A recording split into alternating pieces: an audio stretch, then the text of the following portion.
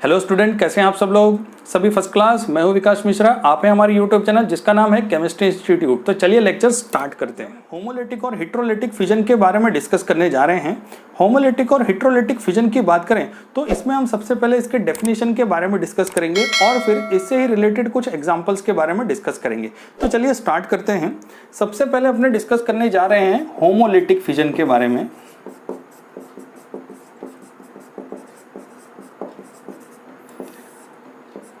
इसके अगर डेफिनेशन की बात करें तो इसका डेफिनेशन होता है अ covalent bond is formed by sharing of two electron between same electronegative. ध्यान रखना है, a covalent bond is formed by sharing of two electron between same electronegative atom. Then during fission of covalent bond, ध्यान रखना है, during fission of covalent bond both atom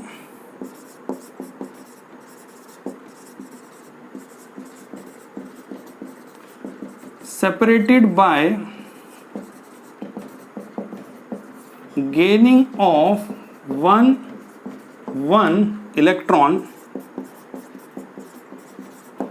that is called homolytic fission. Homolytic fission की definition के बारे में तो हमने discuss कर लिया। अगर हम इससे ही रिलेटेड एग्जांपल्स के बारे में डिस्कस करें तो फर्स्ट एग्जांपल हम लेंगे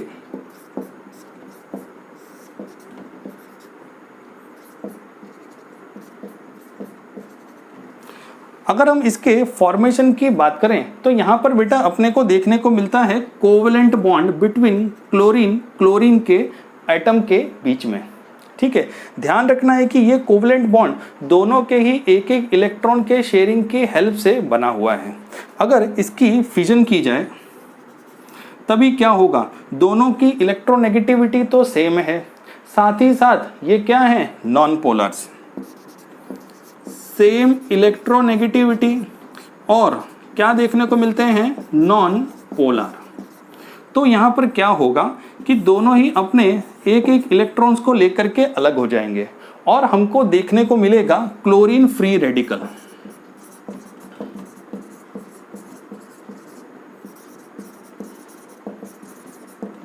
और अगर अपने यहां पर कैटालिस्ट की बात करें तो यहां पर कैटालिस्ट जो देखने को मिलेंगे वो होते हैं हेल्पर, हम उसको बोलेंगे। H की बात करें तो इसको बोला जाता है हीट। E की बात करें तो इसको बोलते हैं इलेक्ट्रिसिटी।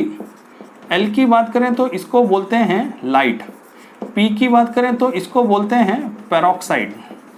ओके, और R की बात करें तो R को बोला जाएगा रेडिकल। क्लियर? तो इस तरह से इन्हीं कैटालिस्ट का हम यूज करते हैं। तो चलो इसी के एक दूसरे एग्जाम्पल के बारे में भी बात कर लेते हैं। जैसे कि ये था फर्स्ट और सेकंड हुआ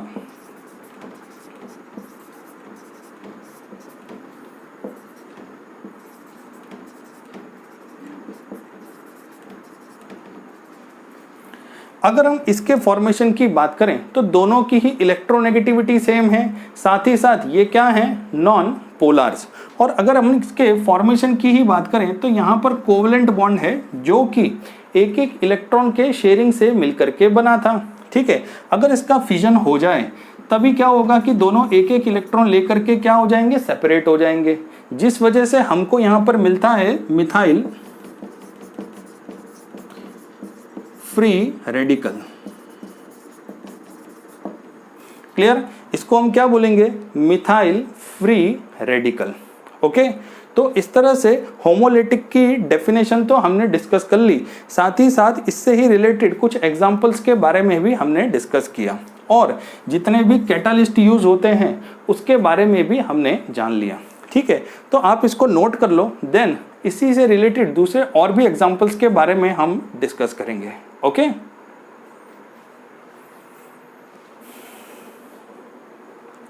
ओके, अगर हम नेक्स्ट की बात करें,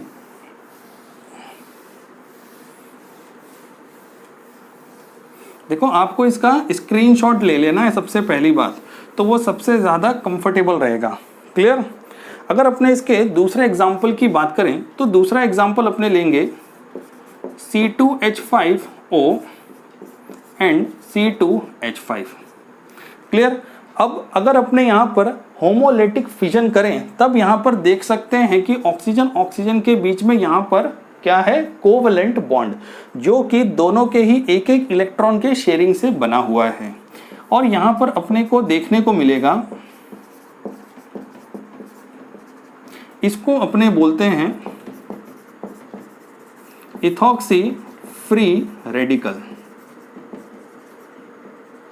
इसको हम क्या बोलेंगे, ethoxy free radical.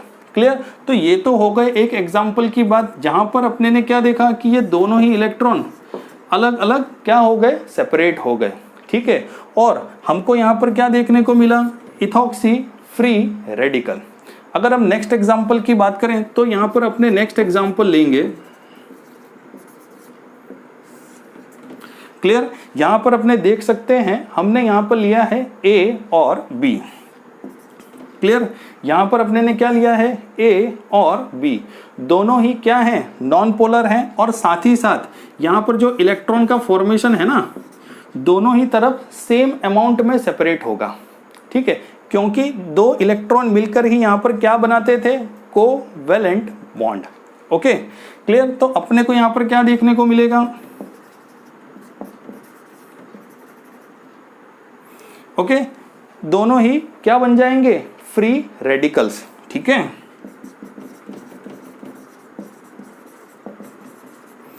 Free radical की बात करें तो ये होते हैं हाई रिएक्टिव, साथ ही साथ इनकी लाइफ जो है ना वो हमको शॉर्ट देखने को मिलती है। और ध्यान रखो ये होते हैं कैनॉट बी आइसोलेटेड। ठीक है, तो ये तो 3 पॉइंट हो गए किसके, फ्री रेडिकल के। ठीक है, ओके, अगर हम इसके क्लासिफिकेशन की बात करें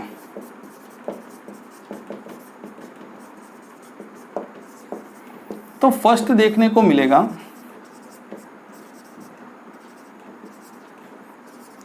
सेकंड की बात करें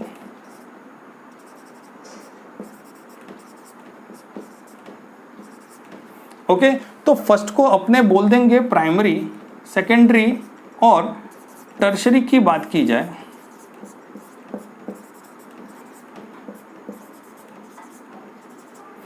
तो ये हो गया टर्शरी। ठीक है, और अगर इसकी स्टेबिलिटी देखें तभी अपने को यहां पर देखने को मिलेगा tertiary, secondary and primary. Tertiary, secondary और प्राइमरी, जिसमें टर्शरी मोस्ट स्टेबल होगा और प्राइमरी की बात करें तो ये लीस्ट स्टेबल देखने को मिलता है, और सेकेंडरी की बात करें तो ये इंटरमीडिएट स्टेबिलिटी इसमें देखने को मिलेगी। क्लियर? तो इस तरह से ये क्या हो गया, इसका क्लासिफिकेशन। क्लासिफिकेशन के अंदर अपने ने देखा primary, secondary and tertiary. Clear? Primary, secondary और टर्शरी, जिसमें अपने को यहाँ पर स्टेबिलिटी देखने को मिली टर्शरी की सबसे ज़्यादा होती है, साथ ही साथ प्राइमरी की अगर बात करें तो इसकी स्टेबिलिटी सबसे कम देखने को मिलती है। क्लियर? तो इस तरह से ये होमोलिटिक फिजन तो होता है कंप्लीट। ठीक है, तो आप इसको नोट कर लो और फिर हम हेट्रोलिटिक फिजन के बारे में डिस्कस करेंगे। ओके, हेट्रोलिटिक फिजन को इसकी डेफिनेशन से समझें तो इसका डेफिनेशन होगा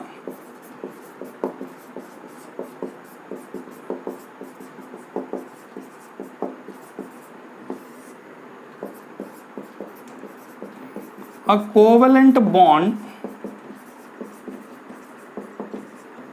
is formed by sharing of two electrons between different electronegative atoms then हमको यहाँ पर देखने को मिलेगा कि जो हाई इलेक्ट्रोनेगेटिव एटम होगा, then during fusion high electronegative atom acquire both electron, acquired both electron.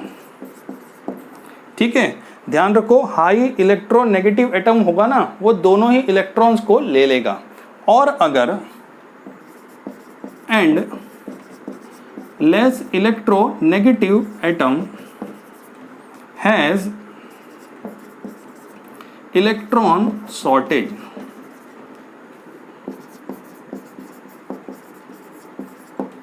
ठीक है, ध्यान रखना है, जो हाई इलेक्ट्रोनेगेटिव एटम होगा वहां तो अपने को देखने को क्या मिल जाएगा कि वो दोनों ही इलेक्ट्रॉन्स को एक्वायर कर लेगा, और जिसकी इलेक्ट्रोनेगेटिविटी हमको कम देखने को मिलेगी ना, वहां पर हो जाएगी इलेक्ट्रॉन की शॉर्टेज। ठीक है, तो चलो जरा इसको अपने एक एग्जाम्पल से समझेंगे। जैसे कि अगर मैं यहाँ पर एग्जाम्पल की बात करूं तो यहाँ पर सबसे पहला एग्जाम्पल अपने लेंगे, जैसे कि अब देखो यहां पर अपने को क्या देखने को मिल रहा है,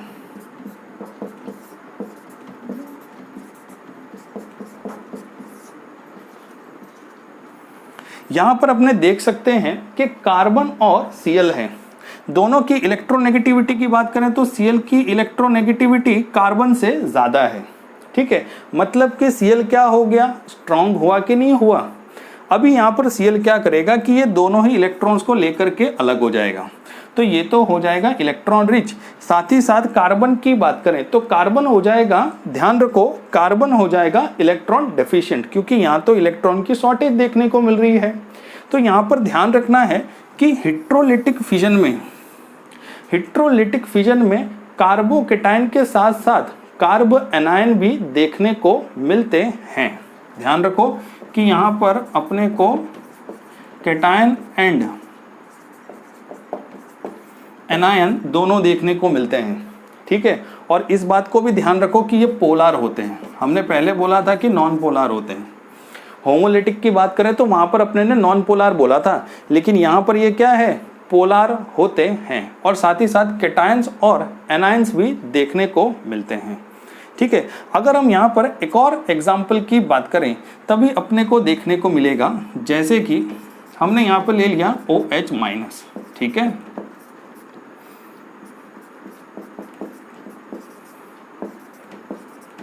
ओके, और अगर इसकी बात करें तो ये है अपने पास एसिटाल्डिहाइड।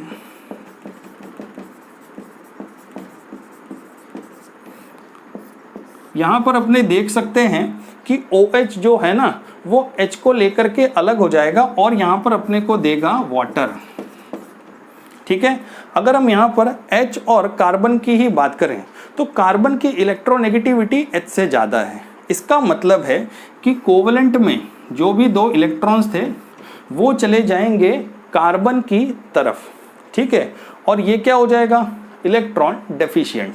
ठीक है, इस वजह से हाइड्रोजन क्या हो गया, OH के साथ कंबाइंड हो गया और हमको मिल गया H2O। Clear, okay. चलो अभी अगर अपने देखें कि रिमेनिंग क्या रह गया, तभी रिमेनिंग की बात होगी।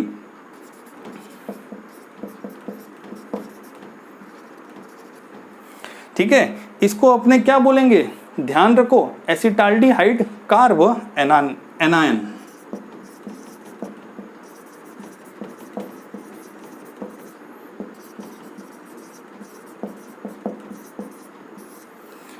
Acetaldehyde carb anions. ठीक है, तो बेटा ये अपने को मिला यहाँ पर, और क्या हो गया, वाटर अलग हो गया। क्लियर, तो इस तरह से हमने यहाँ पर देखा कि हिट्रोलिटिक फिजन के अंदर कौन से रिएक्शन देखने को मिलते हैं और उसमें होता क्या है। ठीक है, चलो इस रिएक्शन को तो आप लिख लो और फिर जो रिमेनिंग रह जाएगा ना वो हम इसके बाद नोट कर लेंगे। ठीक है,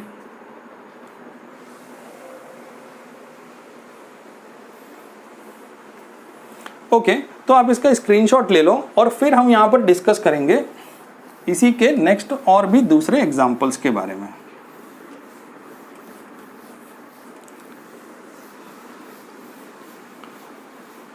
चलो ओके, अगर हम इसी के दूसरे एग्जांपल्स के बारे में बात करें तो यहाँ पर भी मैं ले लेता हूँ ए और बी।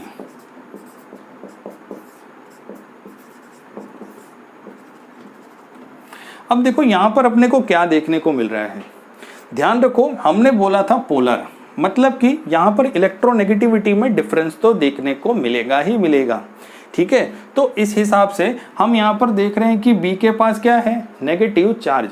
इसका मतलब ये हुआ कि बी की इलेक्ट्रोनेगेटिविटी ज़्यादा है, इस वजह से दोनों ही इलेक्ट्रॉन किसके पास चले जाएंगे, बी के पास। अब सपोज करो कि ए की इलेक्ट्रोनेगेटिविटी ज़्यादा है, तो दोनों के इलेक्ट्रॉन क्या होंगे, किसके पास चले जाएंगे, ए के पास, क्योंकि ए की इलेक्ट्रोनेगेटिविटी बी से ज़्यादा है। ध्यान रखो कि जो ये दो इलेक्ट्रॉन दिख रहे हैं ना, ये कोवलेंट बॉन्ड बना रहे थे, ठीक है। और कोवलेंट बॉन्ड किस वजह से बनता है, शेयरिंग ऑफ इलेक्ट्रॉन, जिसमें शेयरिंग होगा दोनों ही एटम का। इस वजह से मैं आपको क्या बोलता हूँ कि ये दोनों इलेक्ट्रॉन कौन लेके जाएंगे, जिसकी इलेक्ट्रोनेगेटिविटी ज़्यादा होगी, मतलब कि वो हमको यहाँ पर ज़्यादा स्ट्रॉन्ग देखने को मिलता है।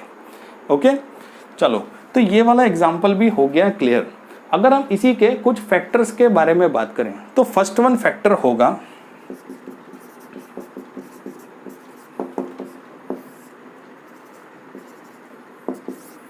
हिट्रोलेटिक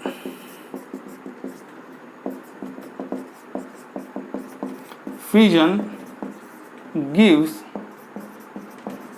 carbocation and कार्बोएनायन। कार्बोकेटायन और कार्बोएनायन, ठीक है।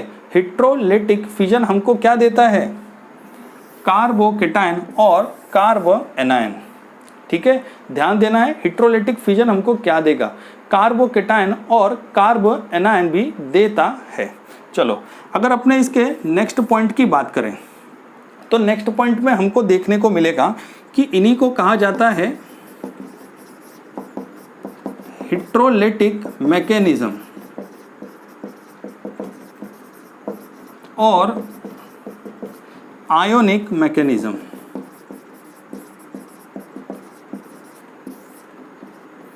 हिट्रोलेटिक मैकेनिज्म साथ ही साथ इसको कहा जाता है आयनिक मैकेनिज्म। अगर हम थर्ड पॉइंट की बात करें तो थर्ड पॉइंट में हमको देखने को मिलता है कि heterolytic fission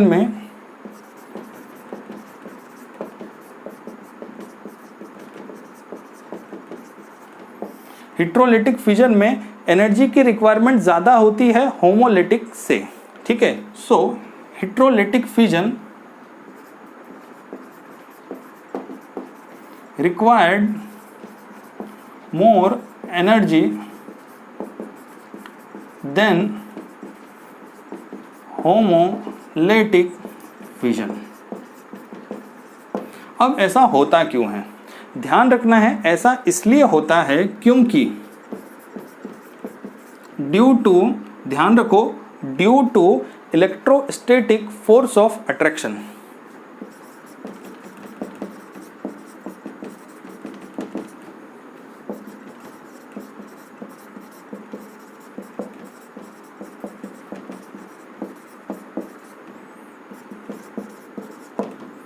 due to electrostatic force of attraction between ions होते हैं इस वजह से, ठीक है। तो इसके फैक्टर्स में फर्स्ट हमने क्या देखा कि heterolytic fission gives carbocation and कार्बोएनायंस।